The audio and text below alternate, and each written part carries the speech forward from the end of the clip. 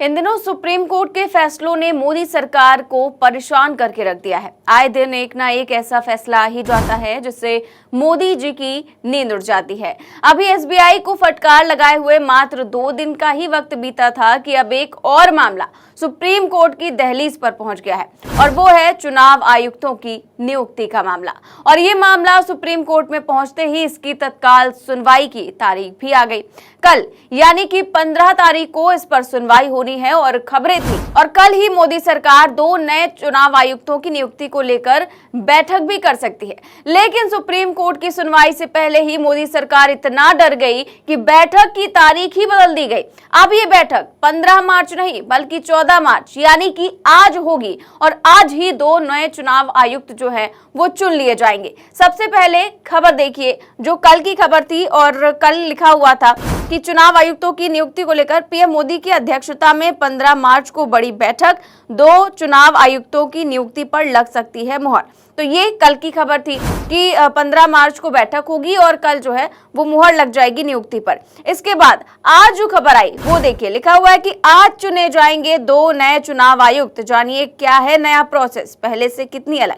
यानी कि ये देखिए नीचे लिखा हुआ है, ये 14 मार्च की खबर है यानी आज की खबर है और आज ही चुन लिए जाएंगे। तो आप देख सकते हैं कि मोदी जी कितना ज्यादा घबराए हुए हैं सुप्रीम कोर्ट के फैसले से कि कहीं सुप्रीम कोर्ट कल उनका कानून ना पलट दे, उनका फैसला ना पलट दे। इसीलिए जो है आज तत्काल ये मीटिंग की जा रही है और आज ही 2 नए चुनाव आयुक्तों को चुन लिया जाएगा, ऐसी खबरें सामने आ रही हैं। और दरअसल ये पूरा प्रोसेस मैं आपको समझा देती हूँ क्योंकि देश में लोकसभा चुनाव का ऐलान कभी भी हो सकता है, लेकिन जिस चुनाव आयोग को चुनाव कराने हैं उसके 3 सबसे बड़े अधिकारियों में से 2 के पद खाली हैं। अरुण गोयल इस्तीफा दे चुके हैं और अरुण गोयल ने बेहद आश्चर्यजनक और रहस्यमयी तरीके से इस्तीफा दिया। और दूसरे चुनाव आयुक्त हैं अनूप पांडे जो कुछ महीने पहले ही रिटायर हुए थे।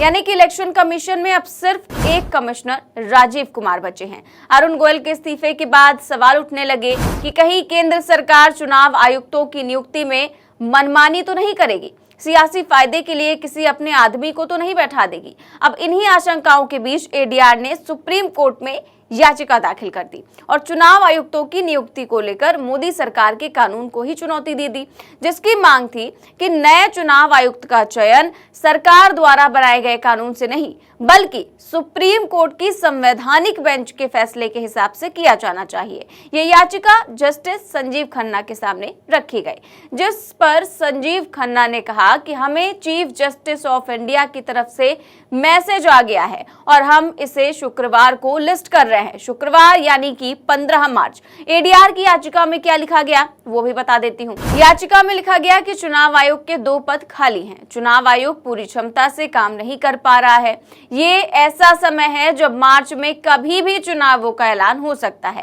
कार्यपालिका के पास 2 चुनाव आयुक्तों को नियुक्त करने की क्षमता है जो कार्यपालिका को गलत तरीके से फायदा दे सकता है। चुनाव आयोग का काम स्वतंत्र और निष्पक्ष चुनाव कराना है, इसीलिए नियुक्तियां उस समय की सरकार के पक्षपात और रोक से परे स्वतंत्र और निष्पक्ष दिखनी भी चाहिए। और आज ही प्रधानमंत्री की इसको लेकर बैठक भी है, लेकिन यहीं पर बात पॉलिटिकल हो जाती है। तो 2 चुनाव आयुक्तों की नियुक्ति के लिए आज दोपहर में प्रधानमंत्री नरेंद्र मोदी की अध्यक्षता में ये बैठक होगी और ये मीटिंग जो है दोपहर से शुरू होगी और चयन समिति 2 नामों का चयन करने के बाद इन्हें राष्ट्रपति के पास भेजेगी और राष्ट्रपति द्रौपदी मुर्मू चयन समिति की सिफारिश के आधार पर चुनाव आयोग के 2 नए आयुक्तों की नियुक्ति कर देगी।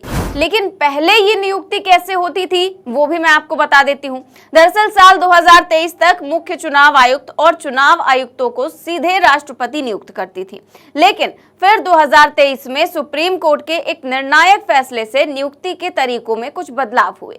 चुनाव आयुक्त की नियुक्ति का मौजूदा तरीका क्या है, इसे समझने के लिए हमें पहले एक केस के बारे में जानना होगा। इस केस का नाम था अनूप बर्नवाल केस। केस यूं था कि साल 2015 में अनूप बर्नवाल ने एक PIL दाखिल की, जिसमें कहा गया कि चुनाव आयुक्तों की नियुक्ति का तरीका असंवैधानिक है। इसमें मांग की गई थी कि चुनाव आयोग की स्वतंत्रता बनाए रखने के लिए कॉलेजियम जैसा एक सिस्टम बनाया जाना चाहिए। इस केस में साल 2023 में सुप्रीम कोर्ट ने अपना फैसला सुनाया। आसान भाषा में कहें तो इस फैसले ने चुनाव आयोग को और स्वतंत्र बना दिया। कैसे? दरअसल सुप्रीम कोर्ट की 5 जजों की संवैधानिक पीठ ने यह फैसला दिया। सुप्रीम कोर्ट का कहना था कि एक 3 मेंबर कमेटी बनाई जाए जो चुनाव आयोग के मेंबर्स का चयन करेगी और इसके सुझाए नाम पर राष्ट्रपति मुहर लगाएंगे। कमेटी 3 सदस्यों की होगी। इस कमेटी के सदस्य होंगे प्रधानमंत्री और भारत के मुख्य न्यायाधीश यानी कि CJI, और तीसरे होंगे लोकसभा के नेता विपक्ष। अब 2023 में सरकार ने संसद में एक बिल पेश किया और सुप्रीम कोर्ट के इस फैसले को ही पलट दिया। ये बिल संसद से पास हुआ और बन गया कानून। इस कानून की खास बात यह थी कि इसने सुप्रीम कोर्ट के बनाए सिस्टम में कई बदलाव कर दिए थे। सुप्रीम कोर्ट में चयन करने के लिए जो कमेटी बनाई गई थी, अब सरकार ने इस कमेटी के मेंबर ही बदल दिए। अब चुनाव आयुक्त चुनने वाली कमेटी में 3 लोग थे।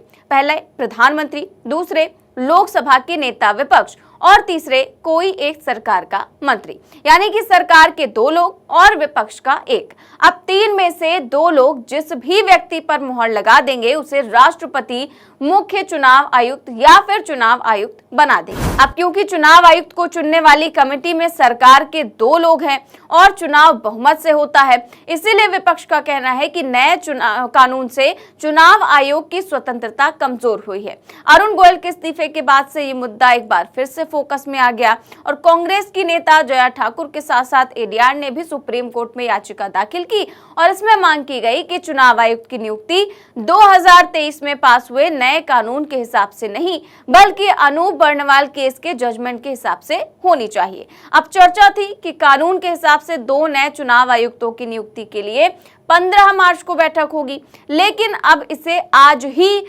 जो है कर दिया गया है और सुप्रीम कोर्ट में सुनवाई होगी 15 मार्च को, यानी कि कल।